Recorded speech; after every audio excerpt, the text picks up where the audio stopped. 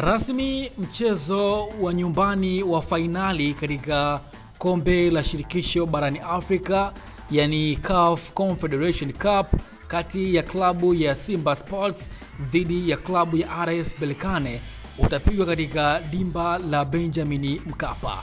Mimi naitwa Deus von Bismarck. Karibu nikupashe undani wa taarifa hii. Mara baada ya klabu ya Simba Sports jana kufanikiwa kutinga katika hatua ya fainali katika michuano ya kombe la shirikisho barani Afrika, rasmi mchezo wa nyumbani ambao klabu ya Simba Sports utacheza utapigwa katika dimba la Benjamin Mkapa. Hayo yameelezwa na katibu mkuu wa Wizara ya Habari, Utamaduni, Sanaa na Michezo na msemaji mkuu wa serikali. Hapa namzungumzia Mheshimiwa Gelson Msigwa, ambapo amezungumza mapema hii leo. Msigwa ameeleza kuwa maelekezo tuliopewa na CAF yote tumeyafanyia kazi.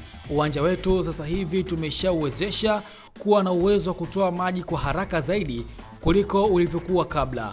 Uwanja uko tayari. Alieleza hivyo katibu mkuu wa Wizara ya Habari, Utamaduni, Sanaa na Michezo na msemaji mkuu wa serikali. Hapa namzungumzia Gelson Msigwa. Kwa maana yake ni kwamba rasmi mchezo huo wa finali utapigwa katika dimba la Benjamin Mkapa.